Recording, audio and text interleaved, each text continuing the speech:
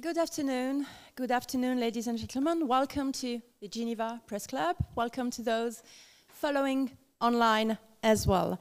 We're very glad to welcome today for this lunch talk the Konrad-Adenauer-Stiftung CAS and its media program for Southeastern Europe. This lunch talk is dedicated to embedded journalism. Embedded journalism, challenges of accuracy and impartiality and its impact of the freedom on press. Wars, multiple crises have dramatically changed in the course of the last 2 decades. Journalists, reporters are becoming targets. The challenges of reporting are growing. More and more reporters are embedded, so-called embedded, with the one or the other faction in conflict, or have to work with humanitarian organizations to have access to the field. With what effects? How do international reporters explain a conflict to their audience today? We have the honor to welcome 3 senior reporters from all Europe. Our moderator today will be the director of the media program Southeast Europe of the CAS, Christoph. But first, I have the pleasure and the honor to give the floor to Amra Abadžić, and she is the director of CAS Geneva and CAS representative to the UN and other international organizations. Andrea, you have the floor. Thank you, Isabel. Excellencies, ladies and gentlemen, it is my pleasure to welcome you today to this luncheon discussion hosted jointly by the Swiss Press Club, the media program of Konrad-Adenauer-Stiftung in Southeastern Europe, and the CAS office in Geneva. I am Amra Abadžić, I'm the director, and I'm representing the foundation here at the international organizations. For those of you who are not very well aware of the German system of political foundations, we are 6 in total. We are affiliated with political parties, but independent from them. So we as Konrad-Adenauer-Stiftung are affiliated with the Christian Democratic Party, the CDU. And in fact, our multilateral program here in Geneva is one of the recently established offices. Our work on democracy support worldwide goes back to the 60s, and in some countries we are present for over 60 years. Geneva, the office has been officially opened in 2019, also in a time when we thought that we have to engage and have to support multilateral institutions much more prominently. As a German political foundation dedicated to democracy and free societies, strengthening the freedom of the media is one key element of our work. Media freedom is not only essential for the participations of citizens in decision-making processes, it is equally crucial for the protection of human rights. And as all of you know, we are living in an era where citizens are exposed and often frequently use social media feeds as their main or even only source of information. Therefore, the mosaic of information that normally balances itself out in the process of shaping one's opinion quite often misses the piece about the other side. And how does this translate into the reports we are receiving from multiple conflicts, which are increasing not only in numbers but also in intensity? What does it mean for a journalist dedicated to the principles of journalism when embedded with one or the other side of a conflict? Are there trade-offs regarding truth and accuracy, independence, fairness and impartiality? And what about the do no harm and accountability? These are certainly aspects we will touch on today, and I would like to express once again my special thanks to Isabelle Falconier, director of the Swiss Press Club, and her team for hosting this event jointly at their premises. And a big thank you to my dear colleague, Christoph, himself a renowned correspondent and editor and journalist who has worked in Sub-Saharan Africa, the Middle East and Eastern Europe for over 25 years, and who is now managing the CAS media program for Southeastern Europe, and who will be our moderator today. So, Christoph, the floor is yours. Thank you.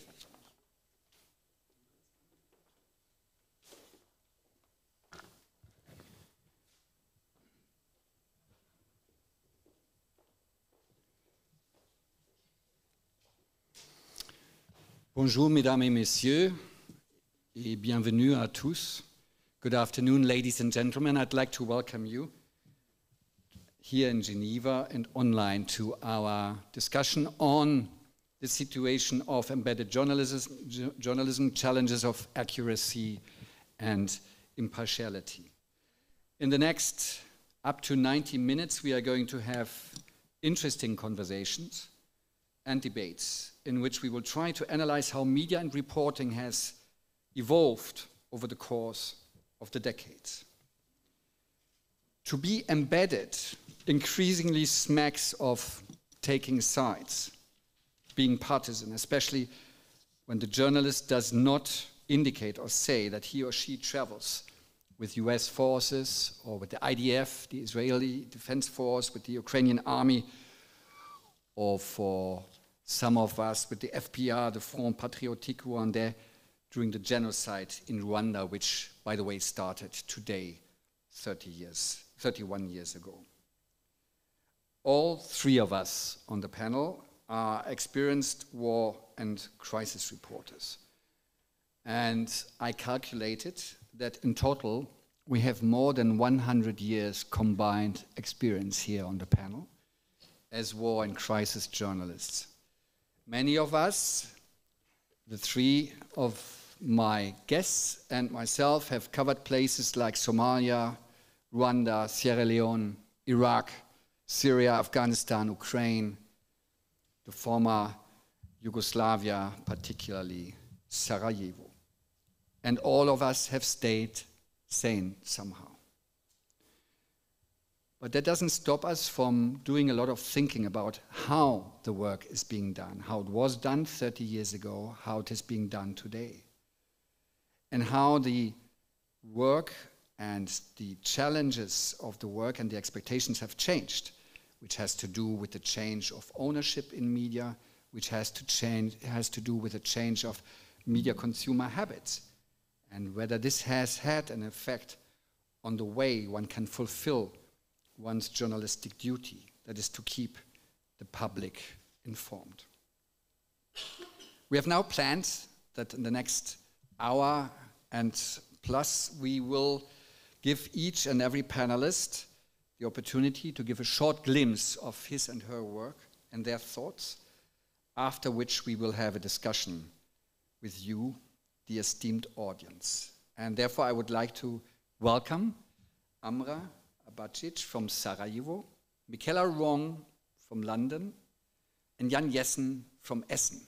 For those of you who don't know where Essen is, it's a very important industrial town in Western Germany. We also had planned to have our colleague Aline Jaccottet with us of Le Temps, but she couldn't join us because of some emergency. But we will talk about her topic in the discussion later on, because, of course, the question of journalism and embedded journalism, particularly in Israel and in Gaza and the West Bank, is a hotly disputed and discussed issue in the past couple of months, and it will stay with us for quite some time. Amra Abadžić from Sarajevo worked for Reuters and others during the siege of the city between 1992 and 1996. That's also where Amra met her future husband, the famous photographer Paul Lowe. And Amra is the author of a book, Sarajevo, The Longest Siege, which meanwhile Amra has been translated in 4 languages, if I'm not mistaken. And I would like to invite you to share some of your considerations and thoughts on the role of embedded journalism with us. And you would need to use the mic, Amra. Well, thank you very much, Chris. Each of us decided to talk on certain subject, and so we don't repeat ourselves. So my chosen subject, for obvious reason, is role of the local stringers and fixers and in the war zones.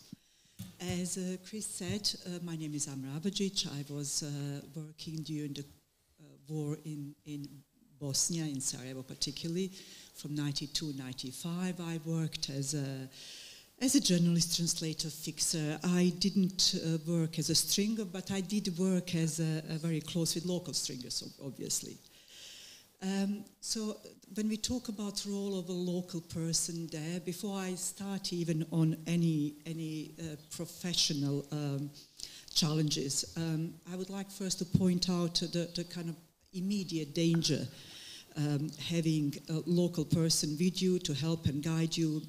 And I might sound too strong words, you know, I felt it was being in a situation that I was, matter of life and death. And to somebody it might sound too extreme to say that, but anybody who was in a war zone would understand what I'm talking about. There are obviously different kinds of wars, and sometimes front lines are very obvious, as Chris was saying about embedded journalists. Sometimes you are in war zones in which you go with the army or with whoever is taking you there, officials, to the front line, and you spend some time and you see whatever you can see, and you go back to the safe zone.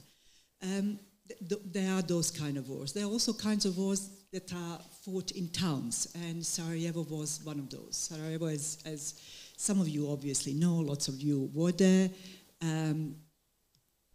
During the war, position of Sarajevo is such that we are in a valley. We are in the middle of the valley, surrounded by the mountains. That's very important for the whole narrative. And having somebody who is local, who is going to help you, who is going to guide you, was, as I said, a matter of life and death. It's because Sarajevo, as such, didn't really have the front line. I mean, we had front line around town, obviously, but every single street and every single open space and every single building was also front line. So having somebody who has local knowledge of just terrain, never mind anything else, was actually a difference between surviving or not. Even for people from Sarajevo, which I am one of those, in the beginning it wasn't clear. Our biggest mistakes were made in the beginning. Most people actually, we lost lots of our citizens in the beginning of the war for the simple reason because we couldn't orientate ourselves and find a way and find out where exactly is snipers firing from.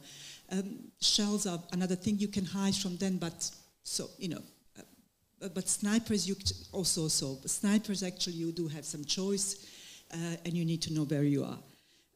Working for Reuters, it was one of those situations in which, as a local staff, we would be working there. We would get foreign correspondents also come, and they are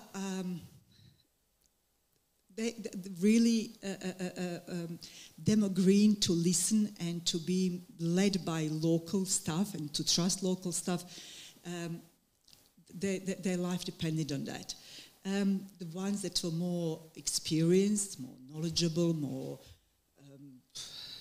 might be too strong words, intelligent, would definitely follow our advice.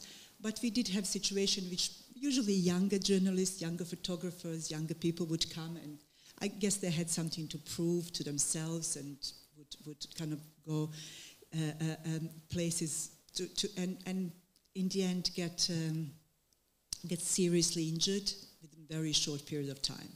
I think for Reuters at least, our local shortest time that I had journalists come, actually photographers, of about 15 minutes. And once, because Hotel Holiday Inn, where all the journalists were based, was on the front line. So a person came, I said, I can't explain you things now, but I'm telling you just one thing, just don't go on the main street. That's I'm telling you, so don't go anywhere, just wait for me. But you know, people just are excited, I guess, coming, and they want to come. So same second, as I turned my back, he went out and got shot by a sniper, of course. Which for us locals, if I'm honest with you, would be, however sad it was also extremely annoying, because then we would have to organize medical evacuation, we would have to, it's lots of work to medically evacuate somebody. So those were kind of extreme situations in which people wouldn't listen to us.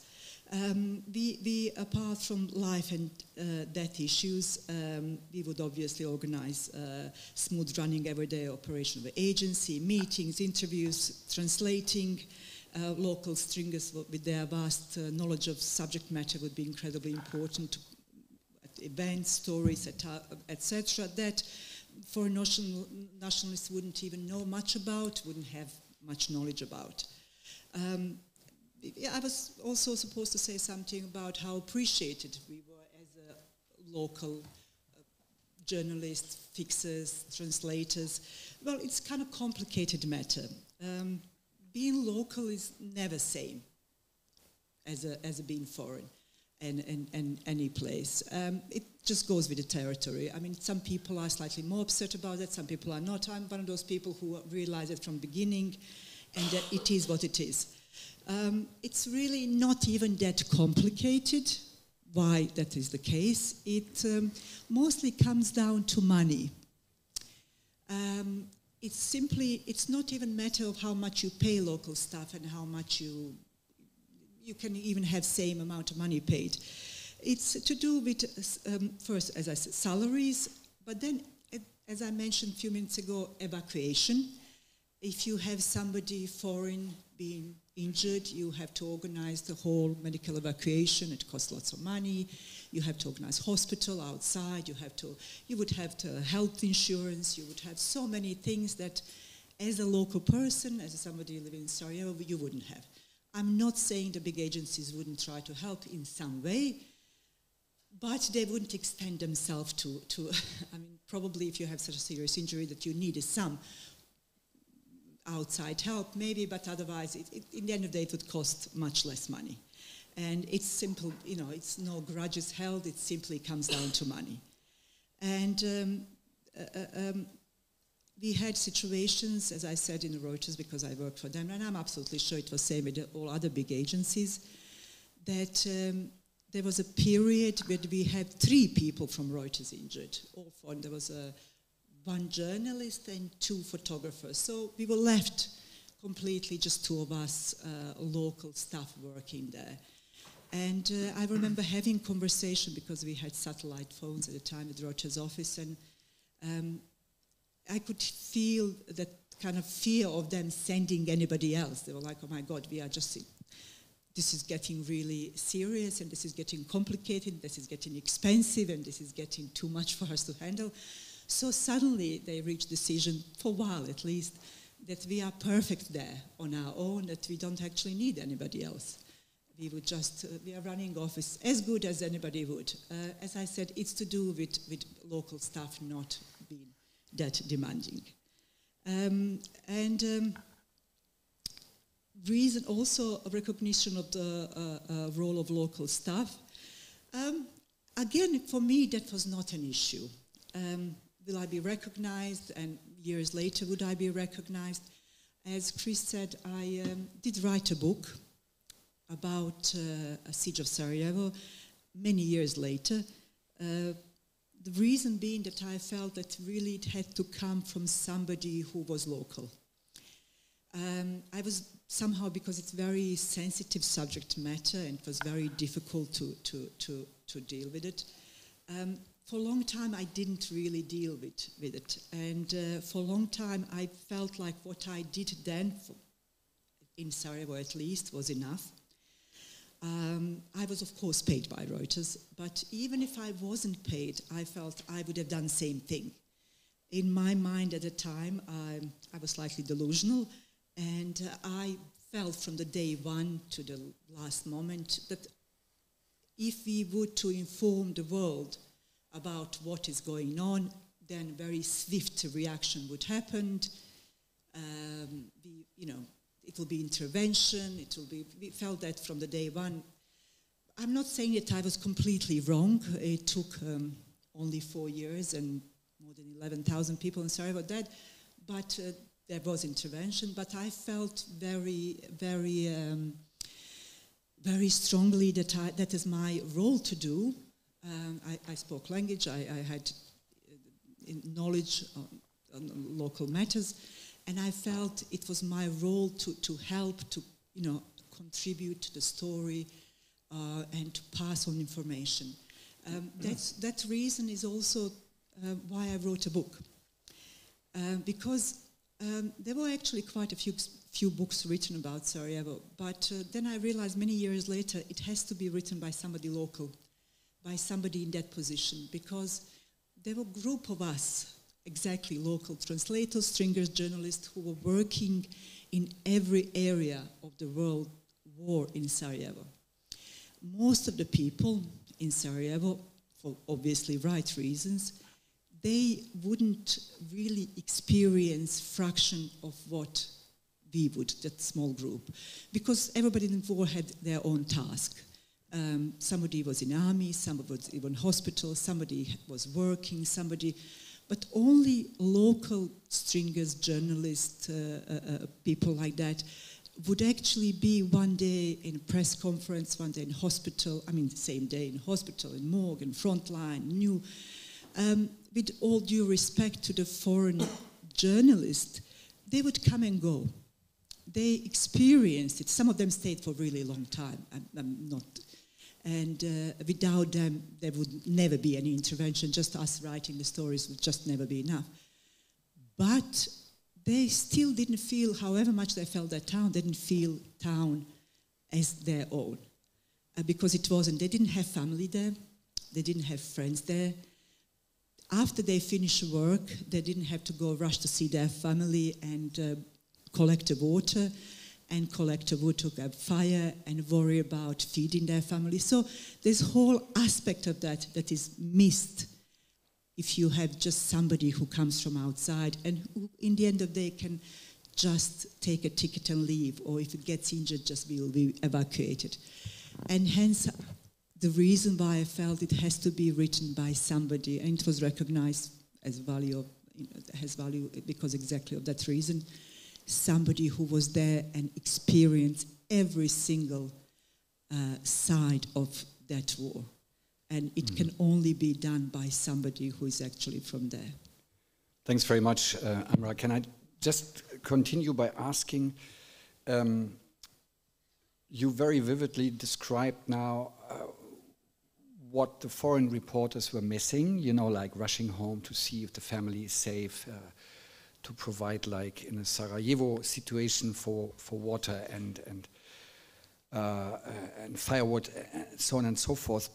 But what were the forces that are also pulling on a fixer in terms of different factions in the Bosnian society or in the society in Sarajevo, different religious groups, different ethnic groups, because you knew as a fixer that once this is over, I will still have to live with these people. And how do you cope with that? I have to be perfectly honest and say, as I said, every single situation is very different.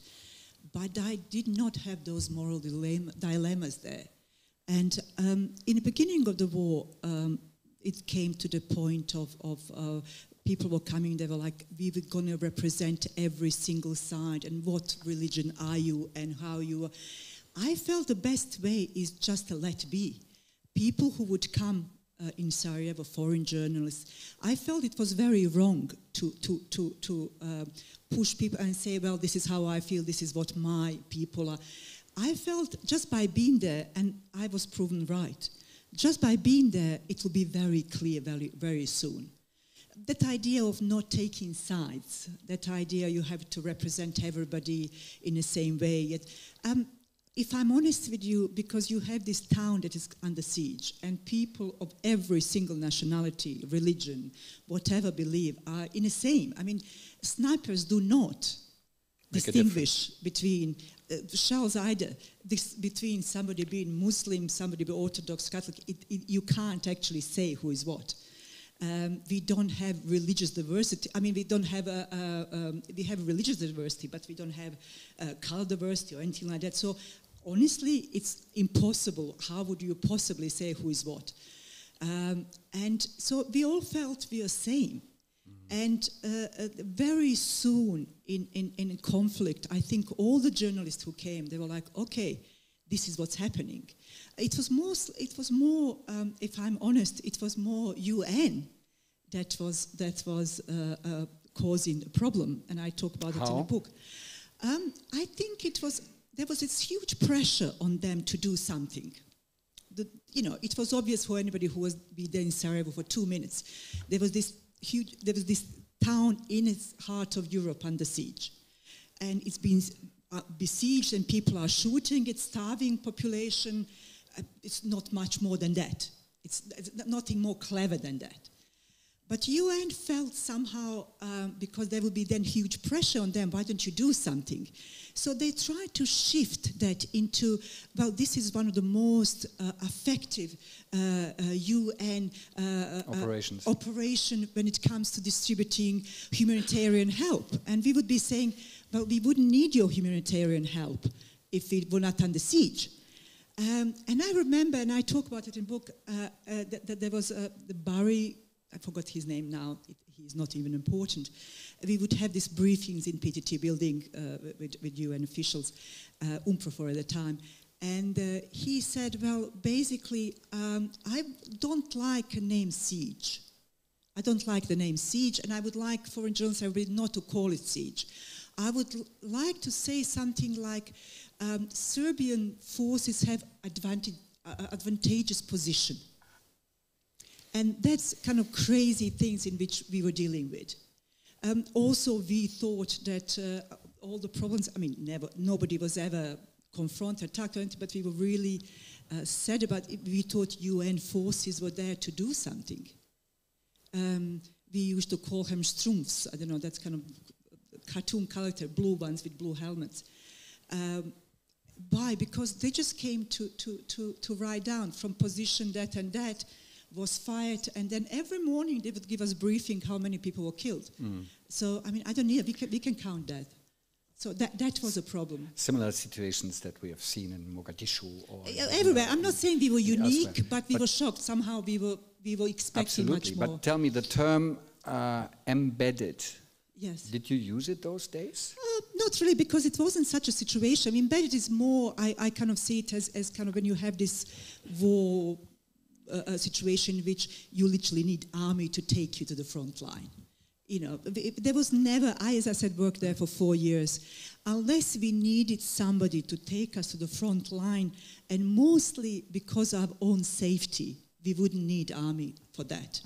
Just because it was, front lines were sometimes so changeable that you wouldn't know where front line is. So you really should rely on somebody from the army to take you there before you just stumble onto a minefield and something happens to you.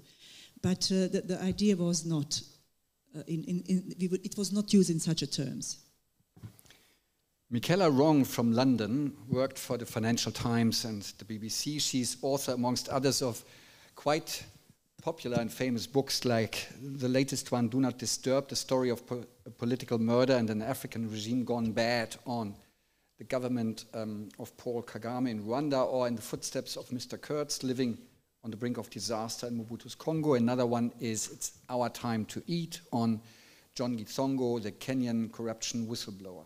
Michela is usually going to a conflict after the actual fighting has stopped, yes, but it's still very important because that's when you then start detecting all the forces that led to the conflict, and you have the very privileged position of going in when the winner of the conflict tries to influence the narrative and the reporting.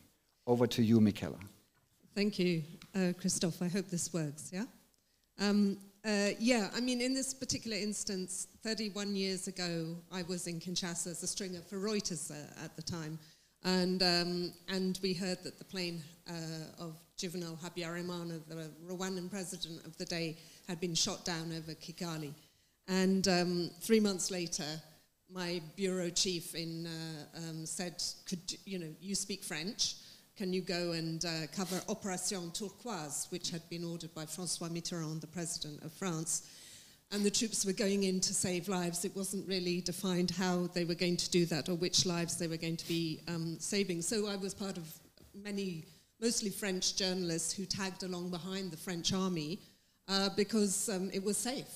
And I think one of the striking things is I knew absolutely nothing about Rwanda at the time, and most of the journalists who tagged along behind the Opération Turquoise also knew very little about Rwanda. I had been told that I would never be covering that area. My area was to cover this enormous country, which was known at the time as Zaire. And I was not going to be covering Rwanda, Burundi, Uganda. But in fact, I ended up doing a lot of coverage of Rwanda in particular. I think, as you say, Christoph, I've ended up coming back to the story of Rwanda, because what my book talks about is the way in which you reassess your impressions as a journalist. And you realize that you have been naive, maybe taken for a ride, maybe just ignorant. And I think if there were three elements that I could identify as one of the problems of the coverage of the Rwandan genocide by people like me, not everyone, but many of us, was firstly that we had so little background contextual understanding of what was going on. There had been very little coverage of the Rwandan civil war, of the build-up, the peace talks in Arusha that had been taking place between the RPF, the rebel movement, and the government, and very, very little understanding of the past, this long history of friction and animosity and hostility between Hutu majority and Tutsi minority. So we came to it ignorant. We also came to it in a situation where we didn't have the language. If you met, it's true that the more educated Rwandans would speak French, but when you were trying to interview ordinary Rwandans, because what very soon happened was there was a massive exodus of refugees out of the country who were mostly members of the Hutu majority. They didn't speak French, they spoke Kinyarwanda. And they certainly didn't speak English. And many of the journalists covering that story didn't even speak French. There were French journalists who went in to cover Opération Turquoise, but as the amplitude of the massacres began to sink in, you got the world's press turning up, and many of them were Anglophone and didn't speak French. So they couldn't even communicate in French. So that means that you depend on local translators. And in many cases, those translators would be provided by the rebel movement that was moving in and seizing control of the country, the Rwandan Patriotic Front. And of course, a translator, interpreter provided by a rebel movement taking power is not a neutral or unbiased interpreter. He wants you to see certain things, and he wants you to talk to certain people.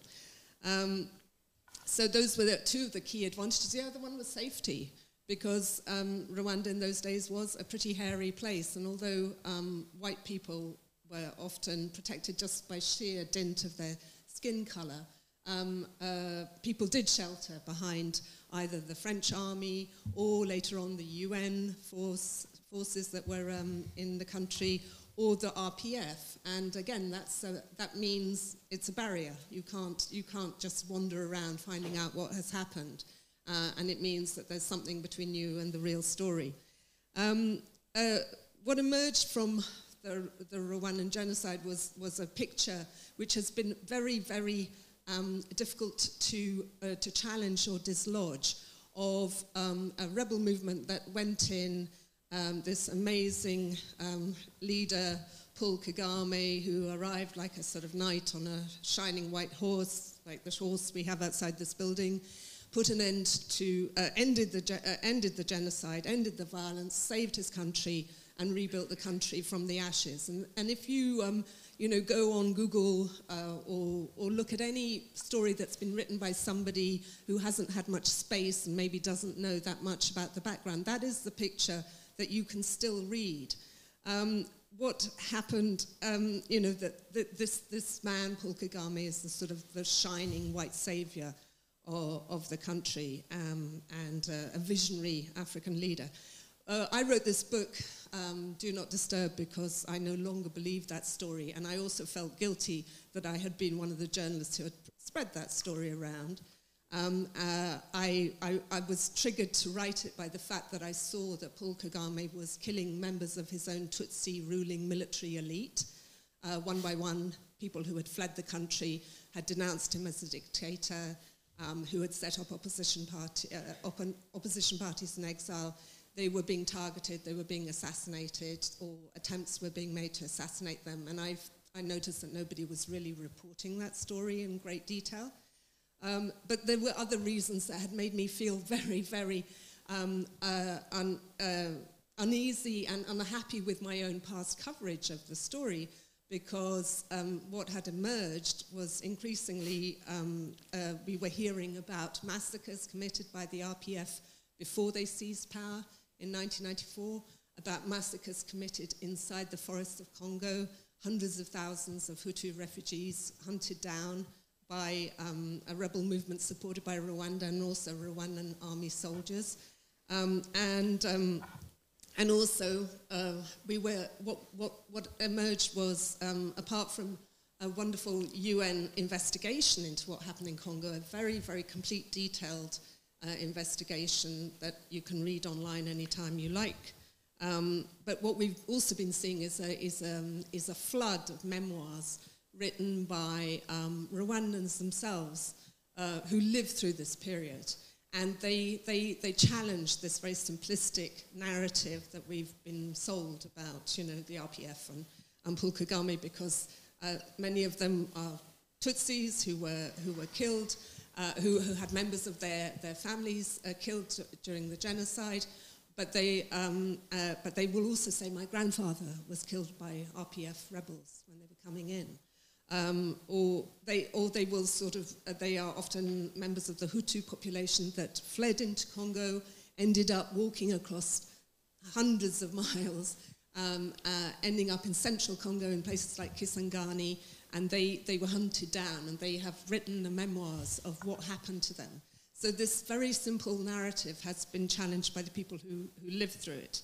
But we still have this very strong, simple story, and I think what I've found really striking is the way in which that narrative is imposed in a very muscular, bullying and intimidating fashion by the government in Kigali, run by President Paul Kagame.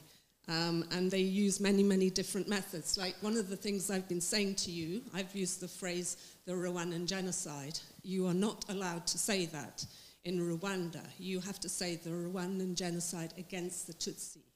And that is a terminology that the Rwandan government is very, very strident and insistent that people should use it. I don't use it because I'm very aware that a lot of Hutus died during that entire chapter, and it seems to me that it whitewashes and covers over their deaths, and that I find is morally unacceptable. But this is a phrase that the Rwandans want the UN to use, the UK governments to use, the US government, the French government, the Swiss government. So that is one way in which you fix the narrative. The other way, of course, is museums. If you go to Rwanda, and I encourage people to go, you will see that Rwanda has these amazing museums, and they are really very well done. But one of the reasons why there's so many of them, they're so well constructed and they're so convincing, is because it's about establishing a narrative and not allowing that narrative to be challenged. The other way in which this narrative is cemented and made permanent is this accusation of genocide denial. That is an accusation that is made against pretty much anyone who challenges the government, challenges Paul Kagame, challenges his human rights record. You are accused of genocide denial, which is something that you can go to prison for 10 years if you're found guilty of genocide denial. And it's an accusation that has been made against members of the Tutsi community who lost family during the genocide. They, grotesquely, they are accused of genocide denial themselves because, in fact, they dared to sort of say to Paul Kagame, you're behaving like a dictator, you're repressing the opposition, you're rigging the elections. You are then denounced as a genocide denier. One of the things I find most interesting, though, is the way in which the Rwandan government is attempting to export the accusation of genocide denier. I, of course, am accused of being a genocide denier. And it has attempted to get genocide denial accepted as a crime outside Rwanda so that it can spread this attempt at censorship around the world. So in the EU, Holocaust denial is a crime, and an argument has been made that the genocide against the Tutsis in Rwanda should be recognized in the same category. And so in the EU as well, genocide denial is recognized as a crime. And that raises the possibility that someone like me would go and give a talk like this anywhere in the EU, and I could be charged. So you see this sort of attempt to sort of impose a narrative.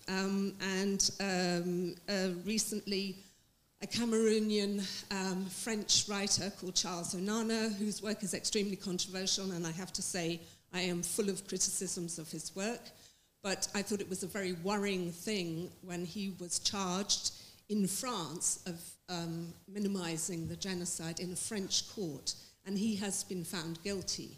So that struck me as a very worrying step in a certain direction, in which you see a French legal jurisdiction accepting a definition and a legal sort of category imposed by a foreign government that is, cannot be defined in any way as a democracy.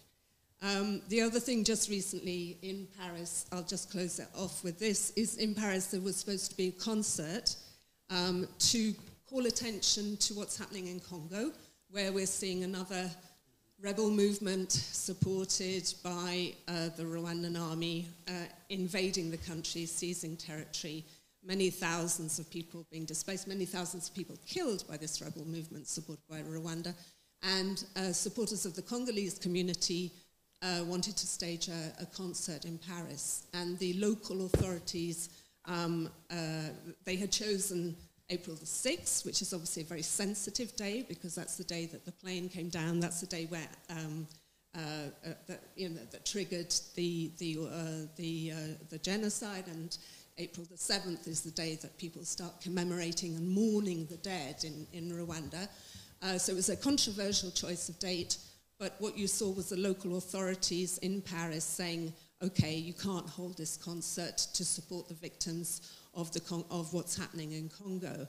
And again, I think you see something which is a political debate taking place in Rwanda being exported to France, which I think is a worrying development. So just to round off, I think one of the reasons people have been very reluctant to shift the way they view what's happening in Rwanda and the way they don't want to change their vision of what happened in the past is the high emotion associated with what was a horrific episode in human history. And people went there, the journalists, they were swept away by their horror of what they saw. And of course, the counterpoint of that was that they then fell in love with the RPF, this rebel movement that seemed to be reinstalling order, that was saying all the right things, talking about ethnic reconciliation. And then having reached that conclusion, later on, they didn't want to. It's cognitive dissonance, which is something that Frantz Fanon used to write about. You reach a view, and you really don't want to have to rethink. You don't want to have to admit you were wrong. But I think what that tells us is, you shouldn't react in high emotion. A story is a story. You're a journalist, You're not a novelist. You're not there to empathize. You're there covering a civil war, covering massacres, covering a genocide. You are there and you have to retain this skeptical little voice in your head and this hard, cynical worldview that is what journalists tend to have and which is actually their strongest, advantage. And if you lose that and you fall in love with the people who are protagonists, you are then you're in danger of becoming part of the problem. And I think that happened in Rwanda. Thanks very much, Michela. To what extent do you think that many of the colleagues who maybe have fallen for the narrative of the Rwandan ruling group also followed because they had a bad conscience, just like Western donors had. Yes, I think for many years that has been the problem, that there was an awareness that there was a UN peacekeeping force inside Rwanda when the genocide began. It then withdrew because 10 Belgian peacekeepers were massacred, were killed very early on. And that was something that the Hutu extremists who were slaughtering people, they did that on purpose. That triggered a flight of the UN out. The UN later reinforced, therefore, but it was too late by then. And I think that the guilt of the awareness of this moment of cowardice and a failure to step up and protect people has been a fantastic weapon. And you can see Paul Kagame uses that weapon. Whenever he is criticized, he comes on a panel or on a stage and someone says, how about your 99.18% victory in the recent elections? You know, do you really think people are going to believe that? Or he's asked about the fact that, you know, so many journalists have been killed in Rwanda, or the opposition leaders under house arrest and wasn't allowed to take part in the elections. He'll always end up saying, where were you when our people were massacred? You know, how dare you challenge me? You abandon my people at our time, you know, of most need. So he's used that card repeatedly. And I think, you know, there comes a point where you have to just sort of say, that's the past. The question now is, what are you doing, Mr. President?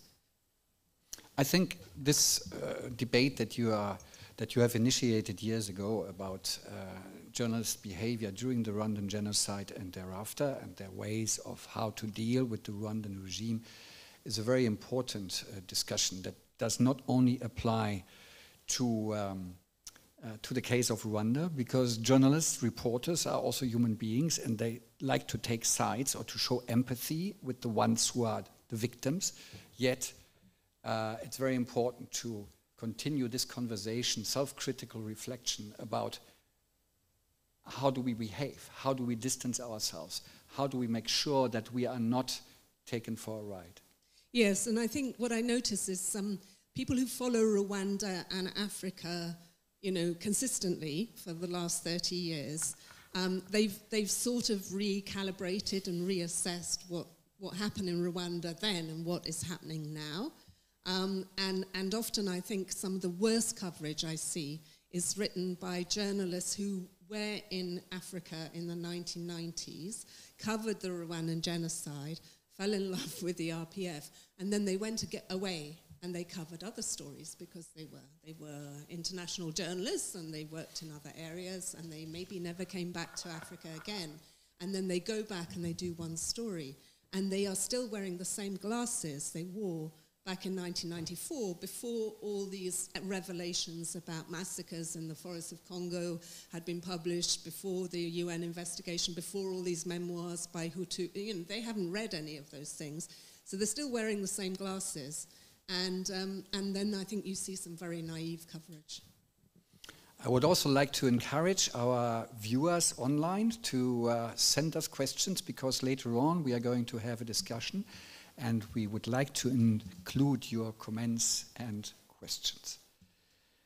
Jan Jessen is a war reporter of Funke-Mediengruppe. He had stints in Iraq, in Afghanistan, Syria and Ukraine.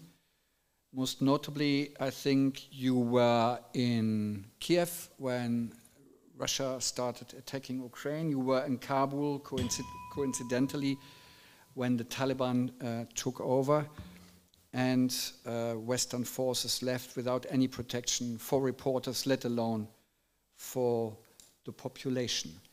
Jan, how do these reports that you hear from 30 years ago, from Rwanda and from Sarajevo, resonate with you and with your experiences of today in places like Syria, Iraq, Afghanistan and Ukraine? Thank you, Chris. First of all, it's interesting for me to see that we are widening now the definition of being embedded, like being embedded also in our expectations, perception, experiences and so on. I mean, in the end, for example, when we are talking about Afghanistan, it's not the same, surely, like what happened in Rwanda, but the expectation of the audience is nearly the same, like in Rwanda, or the experience of people who used to work in Afghanistan. They see Afghanistan now with these glasses, like the Taliban are ruling now in Afghanistan, and what is going on with especially women's rights and stuff. But the real problems of this country are not seen anymore. It's like Afghanistan is in the shadow. But we come to this topic maybe later. Maybe I can start with the classic definition of embedded journalism, like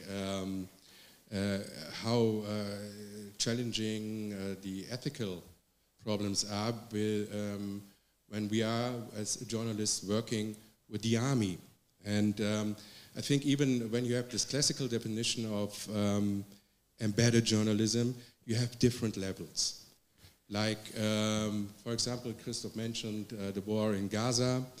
I mean, IDF in the very beginning offered foreign journalists to join them, to be embedded with them and to enter Gaza in this war. But I mean, this didn't make any sense because they just showed you around, they showed you some holes in the ground and said, look, this is a tunnel, so it was justified that we were bombing this place.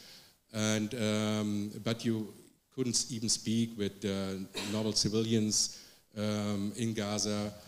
So, I mean, this is really problematic, I think. It doesn't make any sense from a journalistic point of view to do this kind of reporting. And on the other hand, the journalists, unfortunately, so many of our colleagues have been killed in Gaza, but they are also totally embedded with Hamas or the other armed fractions. So I think it's also very complicated to speak about free journalism in this case.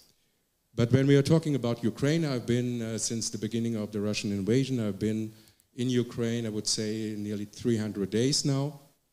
And surely, I mean, normally I'm doing a lot of stories about the civilians in Ukraine, about what's going on in the cities and so on, but also reports from the front line. And I think there it is really even highly recommended to be embedded. Why is that? Because this war in Ukraine is different than the other asymmetric wars I've been to, for example, in Iraq or Syria. There you have two armies fighting each other. And you have now this problem with drones. Drones are everywhere. I mean, this is really, you have a very glassy battlefield now, so you have these drones everywhere. You have artillery hammering the whole time. You have mortars incoming. You have glide bombs. You have all these things. So it's, for your own protection, it's not that bad to join the army, to be with the army when you're going to the front lines. I mean, these places are also restricted. You can't not just go there. You have to be with the army. But I think in this case, it's highly recommended. Because they know somehow what kind of activities the other side is doing. They know they have on their radar the incoming, so they can inform you if something's coming in. And on the other side, they have, for example, jammers in their cars, meaning instruments that can interfere these drones. So it can save your life and your health when you are with the army then. So the point is, how are they interfering, the press officers who are with you? And I must say that for now, I have mostly made good experiences with the press officers. They are with you, they are joining you when you are going to the front lines. They are also sitting next to you when you are speaking with the soldiers. And surely this could be a problem, right? But or they are also with you when you are entering cities like Sofia or Bakhmut or other cities in which you already face fightings. They say for your safety, but they are with you and they're standing next to you when you're doing your interviews. And so this could be maybe a problem. But on the other hand, I never had any problems with them. Once I had a problem. Not a problem, I would say, but one time one press officer asked me not to write something.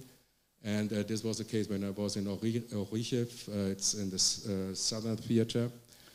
And we met a platoon commander who obviously had some mental issues. I mean, he was highly respected by his subordinates, but yeah, he somehow had mental issues, I think. And this guy told me that Zelensky is a Russian agent in his point of view, and he told me that the best way to end this war would be to have a military coup, to kill the president, and to get rid of the parliament. So then the press officer afterwards asked me, I don't want to, you know, press freedom and so on, but this guy has 2 children, so please, I kindly ask you not to write what he told you. And I actually did. I wrote that there's a lot of criticism at the front lines, but I didn't mention this guy with his name. Anyway, now he's dead, so I can tell the story now. But this was actually the only time that the press officer really asked me not to write something I heard at the front lines. So I think this is a way that is, in an ethical way, in a journalistic ethical way, totally okay.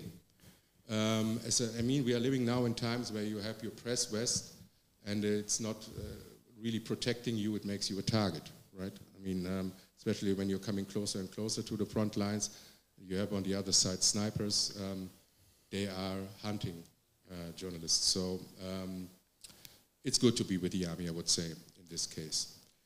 The problem in... but is it also good to be with the army, sorry to jump in there, if you're in Afghanistan, if you're in Syria? I mean, this is the Ukrainian case, but we have other conflicts that are not as clear.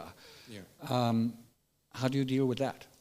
I'm also somehow embedded in Afghanistan. It's now it's getting more and more problematic to get a journalistic accreditation, so I'm joining a humanitarian organization there, but to speak with the people on the ground, to travel around in the country. This is working very well. The Taliban are not interfering somehow. I didn't have any problems yet with the Taliban government. I mean, they are as they are, but I had no problems at checkpoints or wherever, so it was okay. In Syria was the same. I mean, I was there on 8th of December when Assad was overtoppled. So in the very beginning, and this was, by the way, the same with the Taliban in Kabul in 2021. In the very beginning, these people are really happy to see foreign journalists running around. It was on 8th December and the days after, when you had these guys from Hayat Tahrir al-Sham, and we had these checkpoints of these guys, and they were really happy. They wanted to take pictures with us, and they were telling us everything we wanted to know. So in the very beginning, after you have these kind of coups, whatever, a revolution, the winning side is always like very open to journalists because they want to show their victory. Now it's getting more and more complicated in Syria. To be honest, you have to have an accreditation. You just get the accreditation for a certain amount of time, like 1 week. And you have to ask for the provinces you want to travel to. This makes it kind of problematic. I mean, you saw when this massacre happened at the coastal line, there was no coverage from foreign journalists because nobody was allowed to go there. Problem. I mean, you can try to go there, but I think, I was also thinking, because I was there when it happened, but I thought, I was speaking with my local fixer and with other people, and they said, no, better don't go there because you have these crazy militias and everything. So it was a kind of chaotic situation, so we decided not to go there and to cover it. In the end, maybe it was a mistake, I don't know. But yeah, and this is the situation now in Syria. In Afghanistan, the situation is, as I said, also getting more and more complicated with Western journalists who work there because Taliban are very disappointed. They, in the very beginning, thought that they would get nice and sympathetic reportings about what they are doing there. But now I think they're a bit disappointed, so they don't let foreign journalists in the country. As I said, I'm embedded then with a humanitarian organization, so I find my way and I can do interviews. There are no Taliban, let's say, intelligence service guys running around with you, checking what you are doing. So, yeah, we work there. To what extent, Jan, do you explain to your audience, to your readers, and you have a podcast and you also do some film reporting, to what extent do you explain to the viewers and the readers that you are working under these and these circumstances? Do you make it clear to them? It's not in every report, but when I'm at the front lines, I'm normally telling the audience that I'm accompanied by a press officer, so that it's clear that, that we are embedded there. Yeah. And do you explain to the audience what it means to be embedded? You can't go everywhere. Yeah, sure. I mean, this is also, I think, quite important. Also in Ukraine, you have a lot of gray zones. As I said, there are restricted areas. You can't go in every city, especially when the Russians are already into the towns. Then it's problematic to get inside, because the Ukrainians say, we don't, if you go there, I was once in Bakhmut when the Russians already were in the eastern part of the city, and the Ukrainian soldiers told me, okay, I mean, you have to be very careful, because when our people see you with a car driving around there, they maybe also shoot you because they don't know who you are. So, I mean, there are gray zones, there are also black zones. This is something the people, our audience is always criticizing. They say, why are you not reporting from the occupied territories? Why are you not telling the audience something about, are you not telling us something about the Ukrainian bombing of occupied cities? Why are you not reporting about what's going on there? And you say, I would like to do this, but on one hand, if you are reporting from the occupied territories, you need accreditation, Russian accreditation. Complicated. I tried to, but I didn't receive one. And you make it clear that you try to get a Russian accreditation. And on the other hand, the Ukrainian side told me, if you go there, it was in 2021, before the invasion started, and I was told, if you are reporting from these occupied territories, from Luhansk or Donetsk, you will be blacklisted in Ukraine, and you will be forbidden to enter Ukraine for at least 10 years. I think it's very rare that reporters have the privilege to be able to report from both sides in a conflict. I once did that many years ago when, in the Ethiopian-Eritrean war, traveling with 2 passports, first on the Ethiopian side of the front and changing planes in Cairo and going on the Eritrean one.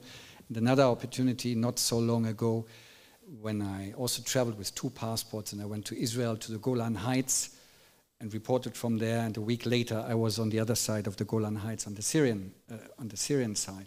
But for that, and that brings me to the next question to all 3 of you, for that you of course also need superiors and publishers who are prepared to send you and to give you the funds and to say, yes, we want such a coverage from both sides of a front line.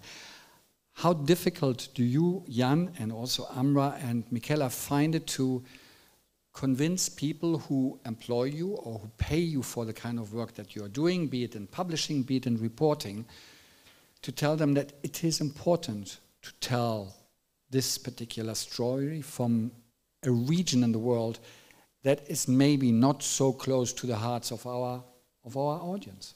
It's getting more and more complicated, actually. I mean, when it's not about Ukraine or maybe Middle East, it's getting really problematic. I remember once I was invited to Niger when the coup happened there. There was the Archbishop of Niger was there in Germany by coincidence, and he invited me to join him. And I mean, Niger is a really, really relevant country because they have strategic resources we need in Europe, uranium. The Russians are getting a bigger and bigger footprint there in this Sahel area region. So I said, this is a relevant story. to cover. But they said, look, I mean, Niger is far away. You see the performance of Africa on our websites. It's nothing. I mean, you see the dashboard and you see Africa. When you see Middle East, the only thing that is really performing good is Ukraine. So it's easy for them to send us to Ukraine. But when we're talking about Myanmar, Sudan, when we are talking about Congo,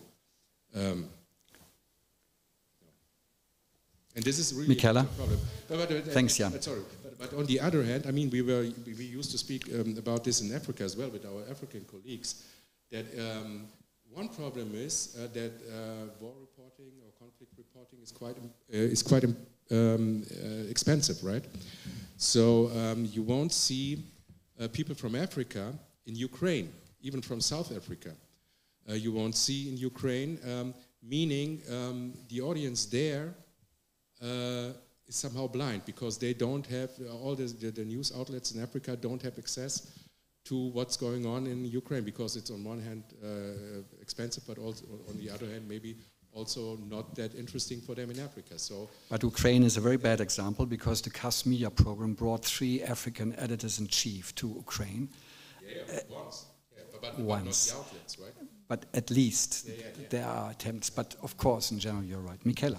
Yeah, I'm not in daily news coverage or weekly news coverage, right? You are anymore. But I find it almost impossible to get stories, the longer stories I want to write, the features I want to write about Africa published.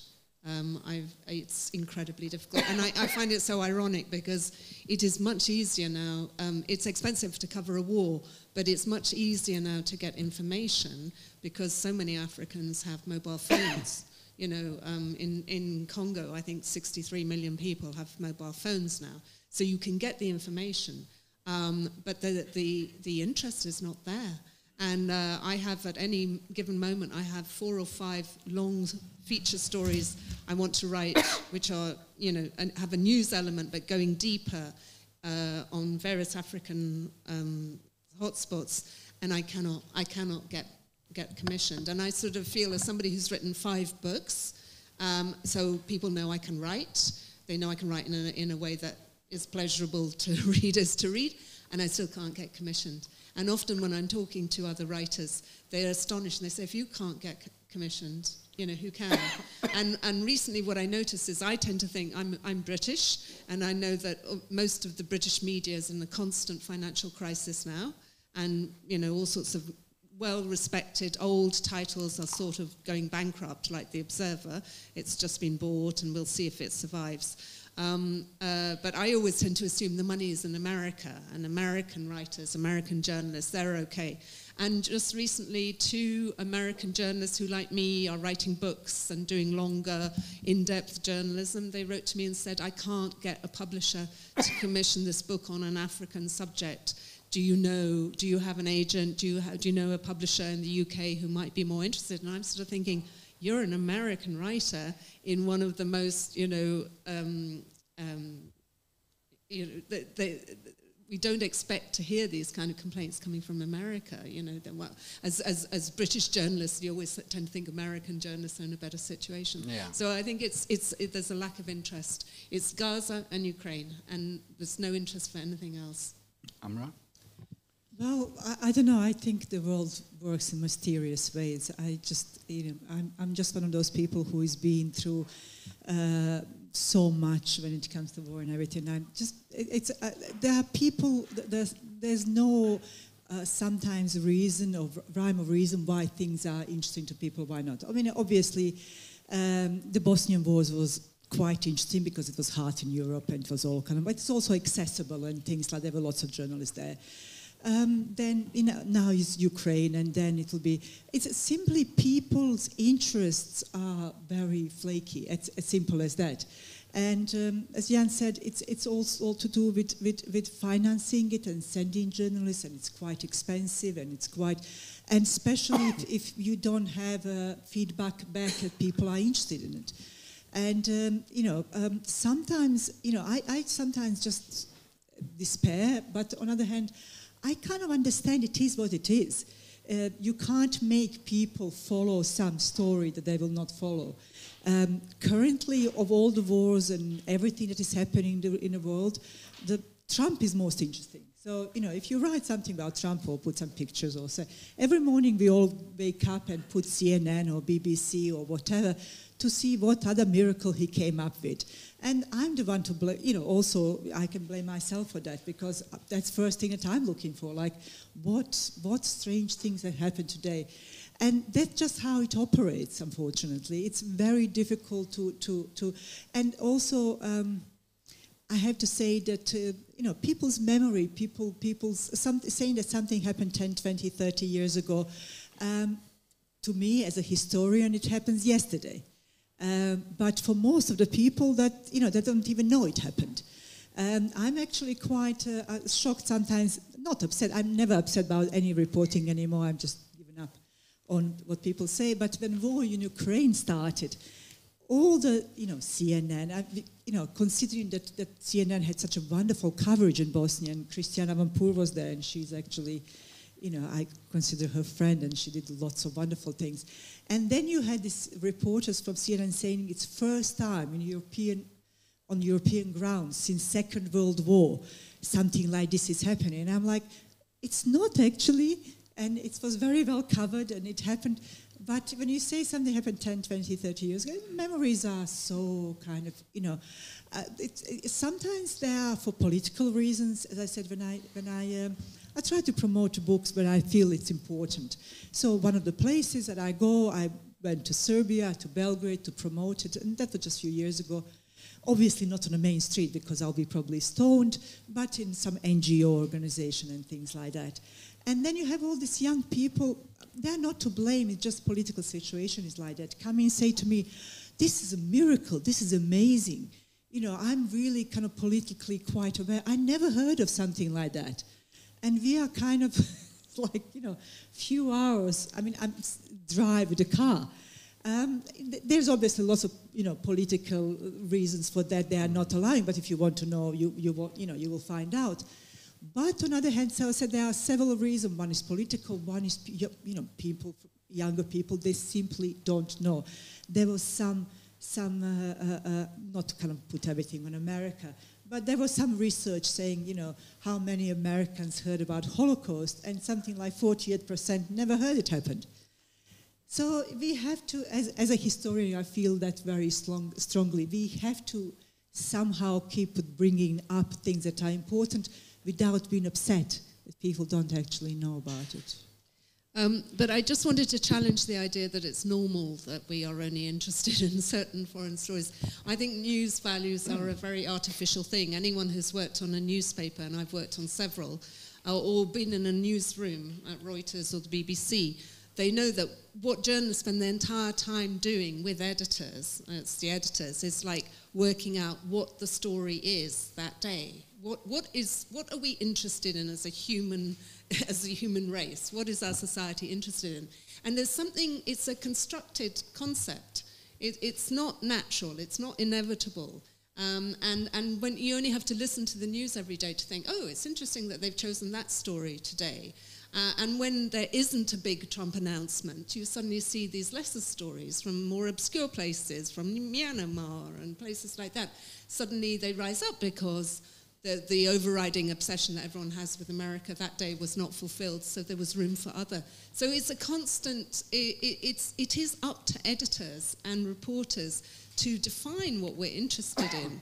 And I think, one of the problems you were saying is, that these stories don't get impacts, and so editors will say, well, we don't get much audience feedback, or we're not getting the viewers, we're not getting the likes, or so we won't commission more stories on the subject. But it's very obvious that if they were to run that story for 2 or 3 days running, the likes, the interest, because people are interested in what they know about. So if you don't know anything about it because they haven't covered it for the last 15 years, you won't get much attention. It's a self-fulfilling prophecy. So I really think the editors have a huge amount of power, and it's up to them. They tell us what we're interested in, and we then follow their lead. They can define the nature of news.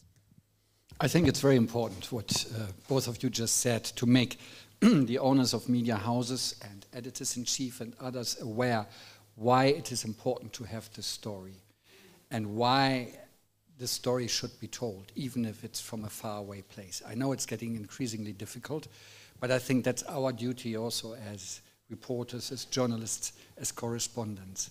Before I open the floor for some questions, we have online Valentin Robin from Reporters Without Borders, whom we had asked to make a small intervention when it comes to embed. Hello, Valentine, and to tell us a bit more about RSF's analysis of embed journalism in the recent past. Over to you. Thank you very much. Yes, as we've heard throughout the discussion, the countries that we've talked about a lot, that is Ukraine, Gaza, Afghanistan, Sudan, Myanmar, those are also at the core of our daily or weekly work at RSF. And the question of embeddedness does come up in some of the cases, as has already been mentioned by Jan Jessen, for example, that it makes sense in some countries and it doesn't make sense in others. Before I dive into the question of embeddedness itself, just let me give you some brief numbers of the toll, the human toll that journalism has had to pay in the last years. So just in the last year alone, there were at least 71 journalists worldwide that have been killed in the line of their duty. That is, as a journalist working on the ground, they have been killed, often so, unfortunately, being targeted directly. And of course, the countries like Ukraine or Gaza stand out in this statistic that at least 27 journalists have been killed in 2024 in the line of their work in Gaza. And overall, since the beginning of the war in Gaza, there's been more than 200 journalists having been killed. So just to say that the question of how to securely report from a war zone is, I'd say, just right as important as it has been in the 90s, given the numerous conflicts that we have or that we have to witness around the world. And many of the things that have already been said about embedded journalism is also something we like to put forward, that it adds to the safety if it makes sense, given that in many cases you profit or you benefit from the intelligence work of the infrastructure of the army, like in Ukraine, especially given that in other countries or in other parts of Ukraine, let's say, where it's occupied, it's incredibly dangerous and incredibly difficult to report. There's no possibility to be embedded and report from the occupied territories of Ukraine. If you want to report from that region, we've had a dramatic, prominent case last year of Victoria Roshchina, the Ukrainian journalist who decided to go on the ground in eastern Ukraine without obviously being embedded, and what she had to pay for was her life. So that is just to say that the question of protecting the journalists is at the very core of our work. And it just needs to always, you have to find a balance of how much of your freedom are you willing to give in order to be safe and secure while reporting on the ground. It's just, I think what Jan Jessen said is quite compelling. That, and also, I mean, I don't have experience as a reporter in Ukraine, but just the way he described it seemed to be very compelling to me. That he just had to make it transparent. That is really important, to make it transparent that he's embedded or part of the movements of the Ukrainian army, and then he didn't have as many problems reporting, and his freedom of press or freedom as working as a journalist wasn't infringed as much. So it's just we don't encourage of Reporters Without Borders. We don't encourage journalists around the world to embed yourself whenever it's a possibility to go and report on the things, because we also had cases where journalists were embedded with the Russian army in the occupied territories of Ukraine, and in the end they didn't or they decided not to publish anything because just like from a journalistic point of view, there was absolutely no benefit at all to do it. So it's in some cases it's a let's say like you don't have a really good option. I mean, option one would be not to report from the ground but remain safe. Option two, report from the ground and risk your life. On option three, report being embedded with an army and thereby risking to just purport their propaganda. So that's for the Russian case. And I mean, it's hard to paint a general picture of embedded journalism, given that there are so many different cases, so many different situations, so many different conditions. But it's just also to say that even as an embedded journalist, there's always, of course, the risk that the military unit you're accompanying or you're in is being targeted or killed. So even as a embedded journalist, it's like not a foolproof way to report from a war zone. And it's also very important to not obviously take part in the military actions. But because then you lose your protected status as a journalist if you start like not only reporting but also like interacting with the military operations of the unit. But I think that's clear to everyone here in the panel and everyone listening to this interesting conversation again. But just to say, it's just incredibly important still to be identified as a press, as a journalist, no matter the case, because you are protected as a journalist in war zones. And it's even though if you are embedded, the risk remains that you end up being in a very critical situation. That was just my brief tour d'horizon. I hope it was somehow coherent, and I'm happy to answer to additional questions if needed. That's very helpful. Thank you, Valentin. I would like to ask the audience if there are any questions. There's the gentleman over here, and there's a second question there. And maybe we make 2 rounds. Yes. Okay.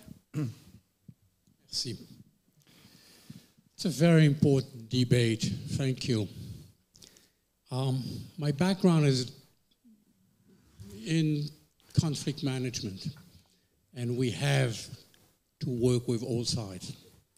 And I did that in Congo in the early 2000s. I admire very much your work and your courage. You are absolutely essential. And in conflict management, your work is absolutely essential because that's where we get the facts. People on the ground, not the journalists in headquarters in Villa, people on the ground. And your work will be more and more essential, I would say even existential for democracy and freedom. So thank you very much. I have a question. You said a story is a story, which I think is, you get to the crux of the matter by saying so. And my question is, how do you impose your story confronted with an imposed narrative and the will to silence you, which is what we are experiencing in most of the countries, or most important country today, Gaza, Ukraine, and others. For us in conflict management, it's very, very difficult when you have a single narrative which is imposed. And what do we do when we have that? Very important question. And we would like to add one more question, and then we let the panel answer. Yes, thank you very much. Maybe you could mention your name. My name is Riyad Bazia. I'm a human rights activist in the UN. But yes, I'm fascinated also by Sarajevo since I used to be a child, because I know Sarajevo city hosted the Olympic Games, and a few years later it happened what it happened. Yes, Sarajevo city also were known by the largest siege. Yeah, in the modern history.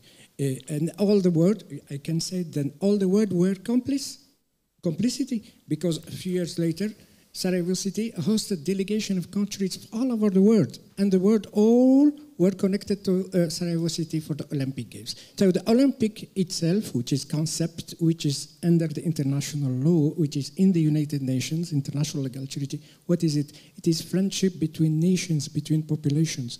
Maybe Sarajevo, it's a unique city in the world who hosted Olympic Games and know what it knows. We have vaccinated and we did more than article, we did publications, maybe another publication of the meaning of the Olympics. Because yes, Frantz Fanon, and thinking on publication of Frantz Fanon in that time. Frantz Fanon receiving his patient in Dutch hospital, which name nowadays is Frantz Fanon Hospital in Algeria. Yeah, Frantz Fanon, it is the same because it is conflict management. It is in that time, 92 or 94 in Rwanda. It is also the Cold War and the Cold War context and the consequences. And my second and last short question about the CAS. Why, warum diese Stiftung? In Germany, it is, we have Film Foundation in Switzerland, but there is no policies tendencies. We have non-governmental organization. Until nowadays, in Deutschland, all those Stiftungen are also part of the political parties. And the legal statute, it is also for legal parties. Maybe, hopefully, for the future, or I don't know, if it's still keeping like that. Thank you. And we have a question online. You've just, you have yes, okay. Yeah, we do a second round. Yeah, sure. Would somebody like to answer the question as to how one defends oneself against blackmail, against discrediting the story? Yeah. I mean, especially Michela has a lot of experiences that, and I think as a female journalist, it is even more pressing and more urgent. Yes, I mean, what happened, and it actually started before my book came out on Rwanda, was I became the target of incredible tsunami of abuse, smears, insults on Twitter, but also other social media platforms. And I knew this would happen, but it's still been a very sobering thing. And it's very unpleasant because, of course, you know that if somebody looks up your name on Google, somewhere along they'll see you know, well-known genocide denier, well-known racist, well-known neo-colonial writer. And I can't get rid of that. I'll have that for the rest of my life. But I had seen so many previous people being subjected to the same thing. Anyone who criticizes or dares to be objective about the Rwandan regime is subjected to the same treatment. And I think the only way you can do it is just keep telling the story and try not to, I mean, it's very difficult to do, is try not to respond in the same tone of hysteria, because there is a hysterical level. I mean, Twitter is very good for hysterical conversations. And I had already experienced this when I wrote about Eritrea, and being accused of being an Eritrean spy by Ethiopians and accused by Eritreans of being an Ethiopian spy. And as you say, I think for a woman it's particularly unpleasant because although the Rwandan government likes to pride itself on being pro-women, in fact it's incredibly misogynistic, and you immediately get, you know, you're a whore, you're a prostitute, you're a concubine, you know, that's part of the accusations. You have to just develop quite a thick skin. And I think for me, in terms of how do you get the story across, how do you tell the story, I think about when I changed my mind about what was happening in Rwanda. I think it was as particular events, like the murders of prominent Hutu moderate politicians abroad. That was a deciding point. But it was also talking to people who were so obviously sincere and so obviously normal, rational, moderate, not extremists, and just hearing their testimony. And I think that what I've tried to do in my writing is present their points of view, because they had been ignored up until then. And if you present their points of view and you can convey the fact that these are not genocidal extremist killers and they've had appalling experiences, then that's the most convincing thing you can do. Thank you. Amra. Well, for the most important story of my life, which is one of the time obviously closest to is Siege of Sarajevo, I have been working on that for a long time. I wrote a book, and I have to say, I actually don't comment, really. I don't answer because I'm not even accused of being, it would be nice to be accused that I'm some spy or whatever as a woman. Basically what happens is that people are claiming in very, very abusive way that it didn't happen.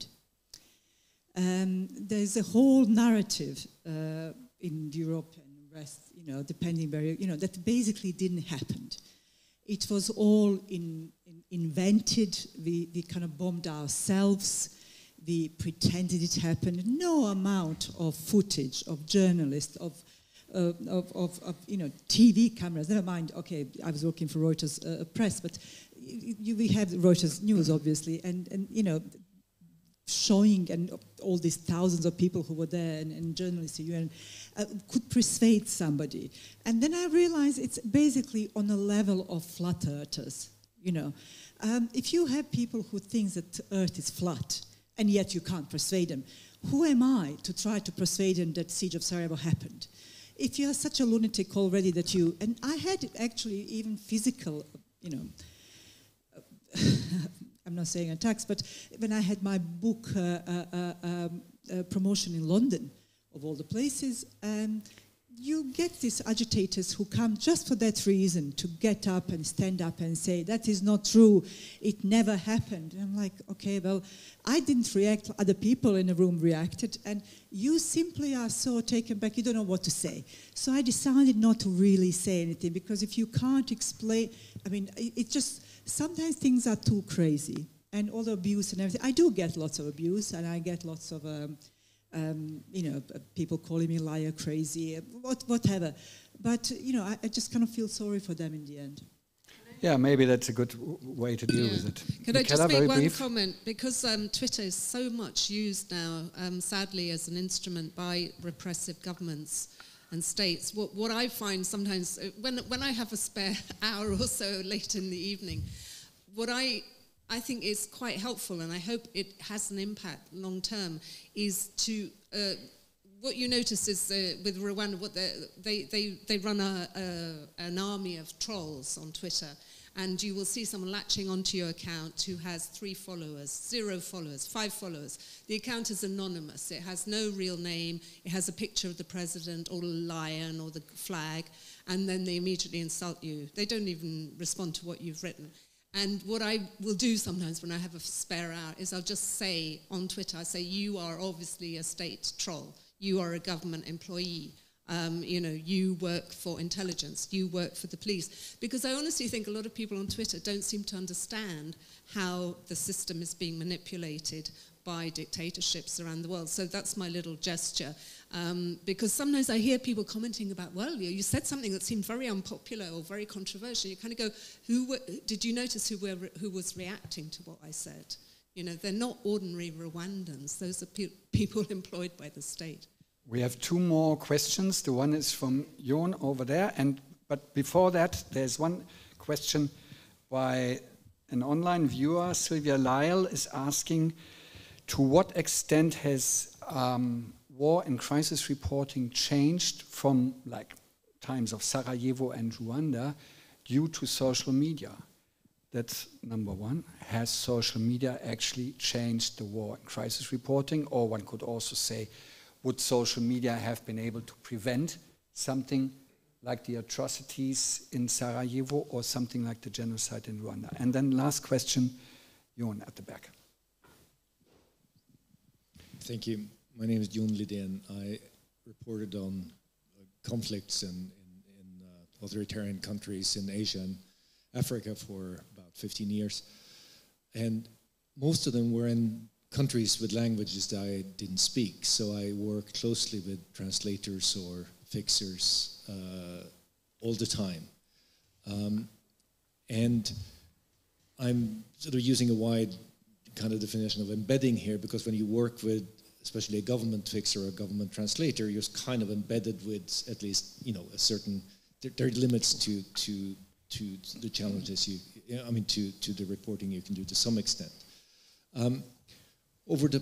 I found though, and I have 2 questions quickly. One is, I found it a fascinating game when you worked with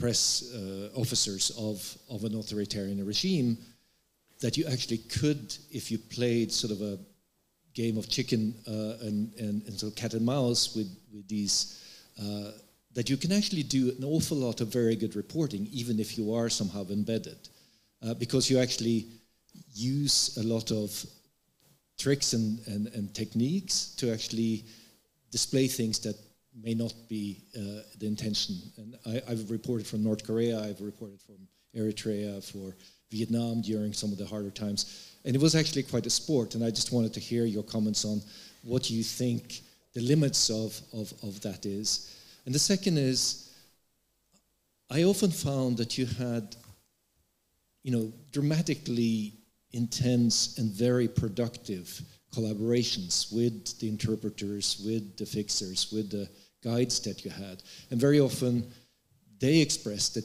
you could actually report things that they couldn't actually say themselves, and they actually helped you, although nominally they were supposed to limit your reporting, they actually helped you in your reporting.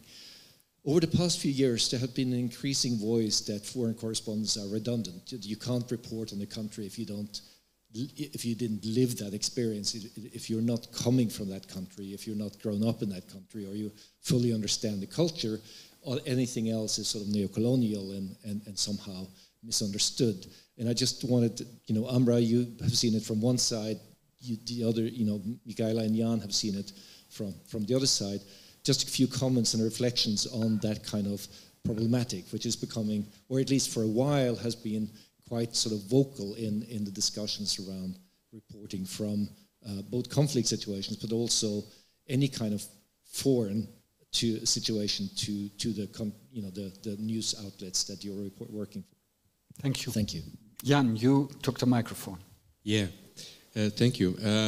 Maybe the first question with social media, I think social media changed a lot, because now you can see in live, you can see live how atrocities on the ground are happening, but it's also on the other hand overwhelming. You don't know, for example, this massacre at the coastal line in Syria. There were so many videos, so many pictures online. The social media was flooded by these things, but on the other hand, there were also a lot of videos and pictures that were fake pictures, or not pictures that were taken at this very special point. So it makes our work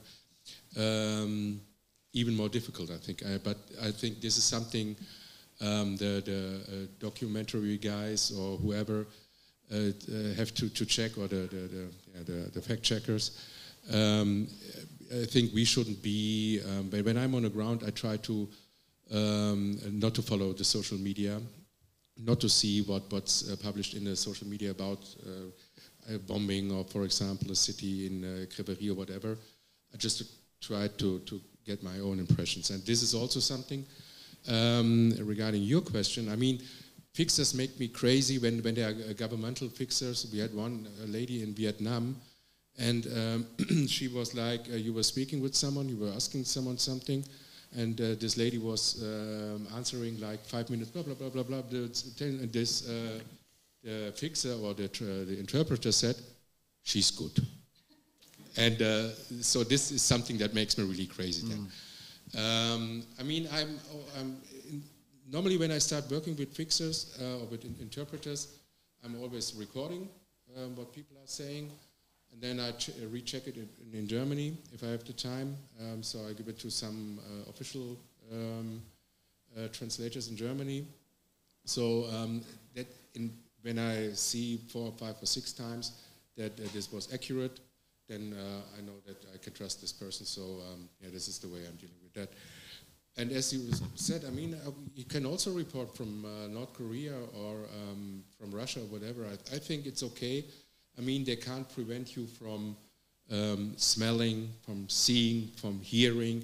And even if you are reporting about the claustrophobic atmosphere, while you were accompanied by these guys, this is also something that shows the public in Germany what is going on there. So I think this is also okay. Thank you. Amra. Well, I will not even mention how much technology has changed. You know, war in Sarajevo, in Bosnia, we felt was first war that was actually covered by modern technology, we thought, because we had satellite phones and things were going immediately. We felt like that is, you know, can't get better than this. Only thing that I would say, and very quickly, is my disappointment. You know, in the same way that we felt at that time that we are a step away from somebody being upset, interested, and seeing what's happening, and that modern media would change everything, in a sense that before that, you know, people would believe or people didn't believe, but when you see live footage, when you see something that is happening in front of your eyes, everything, game will change. There will never be any more wars. It will never be able to happen. That was, you know, okay, that was a long time ago. I was very young, but I thought this could never happen again, like in Sarajevo, because from now on, people will see what is happening, people will know, somebody will interfere. Unfortunately, I was proven completely wrong. It's just everything is now on the media. It doesn't really make any difference from what I can see, you know, amount of people, number of people getting killed. Thank you. The final word, Michela. Oh, okay. There was a fashion... a whole tide of kind of like, we've had enough of parachute journalists, white foreign correspondents who go in and kind of don't know anything, and then they tell the world what's going on, and then they leave. There was a wave against that, and I think I could see that had a massive impact over the decades on Reuters, BBC, AFP. These organizations changed, and they really did make more of an effort to appoint local journalists and get them to cover stories. But I think, you know, sometimes people forget that you do sometimes need a foreigner to cover a story for safety reasons. I saw this recently in Goma, where there was a very brave young journalist who is, I think she's a British Sudanese, who went in and she did some of the first reporting on camera of what was taking place with these rebels who are supported by Rwanda, the M23 rebels supported by Rwanda going in, and she was doing pieces to camera. And she left quite quickly, and she mentioned during one of her reports the incredible hostility she was facing with people threatening her on the street. And the reason for that was she looked like a Tutsi. And she did. I mean, you know, I was looking at her and I was thinking, I can understand why people think that. And her editors should have been aware of that. You know, they should have had the nous and the understanding of the terrain not to send someone who looked like a Tutsi, however brilliant she is as a journalist, send someone else. Send someone fat, white, male, bloated, you know. So in those circumstances, it can be very naive to do the politically correct thing. I thank all three of you, Jan Jessen, Michela Wrong, and Amra Abadžić. We hope that we were able to share some of the considerations this afternoon that many war and crisis reporters have. I sincerely believe that reporters and war correspondents are talking too little about the conditions of their work and about how a story evolves and why it is being reported the way it is reported. And I'd like to encourage all of us to speak more about the conditions of the work. We need, and we will in future need, these stories from battlefields that are inaccessible to most people in the audience.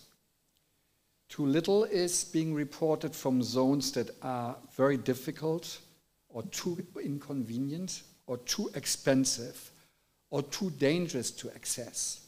And there are more and more zones being added to this list. I'm talking about Yemen, I'm talking about Sudan, I'm talking about Myanmar, and about deep, deep inside the Democratic Republic of Congo. It is true that a lot of the warfare that we witness today is taking place in cyberspace, and we do need data journalism that analyzes these conflicts that are being battled in the digital sphere.